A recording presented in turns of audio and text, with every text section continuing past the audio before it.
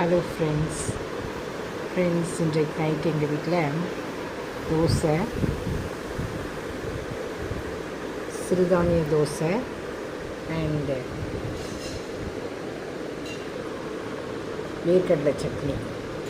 இதுதான் எங்களுடைய night dinner. Friends,